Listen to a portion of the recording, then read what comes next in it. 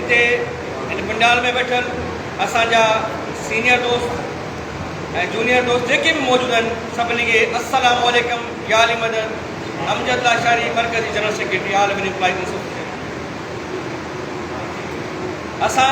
असांजो मरकज़ी सदर सैयद सतार शाह साहब इन वक़्तु करबला वियल हुआ ज़ियारतनि ते, उनजे करे हिते मूंखे डेप्यूट करे वियो। साईं सरदार चौथा राब्तो कयो त असांजे सिंध हुकूमत जेको फ़ैसिलो कयो आहे उन ते जेको लाइमली दोस्तनि जो गॾिजी ठहे पियो उन इजलास में तव्हां शिरकत कयो ऐं पंहिंजो डिपार्टमेंट जो एम्प्लॉइज़ जो मौक़िफ़ उते ॾिनो वञे। असां इन तफ़सील में न वेंदासीं त मुख़्तलिफ़ जेके बि असांजूं तंज़ीमूं आहिनि उन्हनि पंहिंजे पंहिंजे डिपार्टमेंट जे लाइ एम्प्लॉइज़ जे लाइ तमामु ख़ूब जदोजहद कई आहे, उन्हनि जे हक़नि जे लाइ तमामु घणा एहतजाज कया आहिनि। उन ते न ॻाल्हाईंदासीं जेको हिन वक़्तु इशू आहे उन ते। ऐं इहो मौक़िफ़ ॾियणु चाहियां थो त असांजे जेके दोस्तनि कुझु ॻाल्हियूं कयूं उन में हिकिड़ो सुबुह जो टिकटॉक ते हिकिड़ो नंढो मैसेज मूं ॾिठो वीडियो, मूंखे उहो यादि अची वियो। असांजो ही दोस्त साईं वेठो आहे ॻाल्हायो उन ते त देवबंदी शिया सुन्नी बरेलवी में बट गए, अपने अपने मकसदों से इसलिए हट गए। देवबंदी शिया सुन्नी में बट गए, अपने अपने मकसदों से इसलिए हट गए। अपने अपने पीर हैं, अपनी अपनी मस्जिदें हैं, तरकशों में जंग खाए सारे टूटे तीर हैं। सैकड़ों खुदा हैं जिनके एक जगह खड़े हैं, एक खुदा वाले बिखरे पड़े हैं। असांजो हाल इहो थी वियो आहे। असां अलॻि अलॻि पंहिंजा जेके आहिनि सो हिकु धड़ा ठाहे छॾिया आहिनि।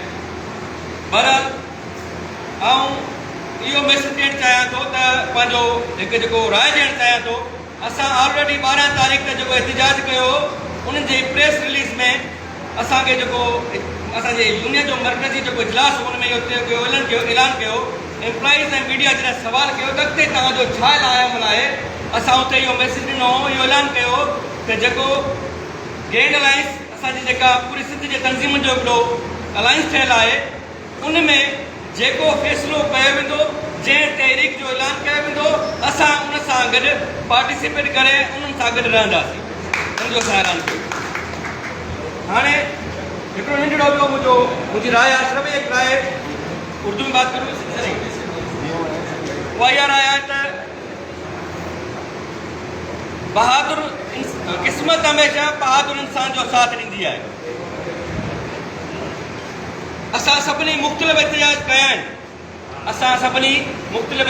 कया आहिनि, हर डिपार्टमेंट कया आहिनि, चाहे कराची प्रेस क्लब हुजे, हैदराबाद प्रेस क्लब हुजे, उनखे अलावा रैलियूं हुजनि या मुख़्तलिफ़ एहतजाज हुजनि। पर असां इहो सिखिया आहियूं, मूं इहो नोट कयो आहे त जीअं असांजे सीनियर दोस्त ने ॿुधायो त असां पंहिंजे डिपार्टमेंट जे लेवल ते जॾहिं एहतजाज कंदा आहियूं उन में असांजी तमामु वॾी स्टैंड हूंदी आहे। पर हिकिड़ो गॾियल जॾहिं अलायंस जे लेवल ते एहतजाज थींदो आहे त मुख़्तलिफ़ जेके यूनियन आहिनि उहे पोइ उन्हनि जी उहा महिनत न रहंदी आहे, उहा स्टैंड न रहंदी आहे, छो जो हुजूम में हर शइ लिकी वेंदी आहे, इहा ख़बर न पवंदी आहे त कंहिंजा केतिरा एम्प्लॉइज़ आहिनि।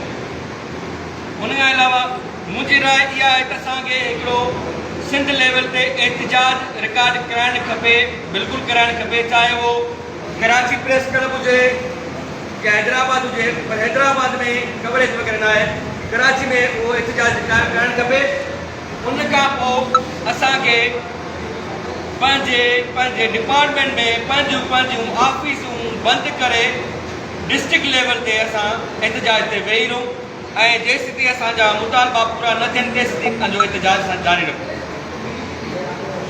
अशरफ भाई, मेरी ये राय है कि एक आप भले एहतजाज हम बड़ा रिकॉर्ड करवाएं, फिर वो जो भी जगह हमारे सीनियर दोस्त सिलेक्ट करेंगे उस जगह पे किया जाए, उसके बाद अपनी अपनी ऑफिसों में बंद करके अपना काम बंद करके बैठे।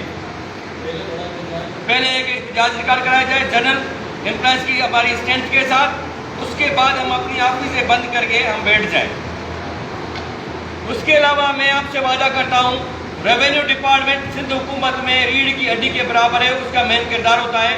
मैं आपसे वादा करता हूँ रेवेन्यू डिपार्टमेंट में जितनी भी ताल्लुक़ रखने वाली ब्रांचेस हैं, ऑफिस हैं, चाहे हमारा बोर्ड ऑफ रेवेन्यू हो, हमारी डीसी ऑफिसें हो, कमिश्नर ऑफिसें हो या मुख्तार ऑफिसें हो, कोई भी ऑफिस नहीं खुलेगी। सारी सिंध की ऑफिसें बंद होगी, आपके साथ होगी। जब तक हमारे अलायंस के सीनियर दोस्त को ऐलान नहीं करेंगे, हमारी पूरी सिंध बंद रहेगी। ये आपसे वादा है हमारा। उसके अलावा जो भी फैसला होगा मेजॉरिटी का आप करेंगे। रेवेन्यू डिपार्टमेंट की तंजीम आपके साथ खड़ी होगी, आपके साथ होगी, इंशाअल्लाह ताला आपके साथ है। सब दोस्तों की बहुत बहुत शुक्रिया यहाँ हमें बुलाया। ये थे अफजल अशारी के मरकजी जनरल सेक्रेटरी और जो माजी तजर्बे की रोशनी में भी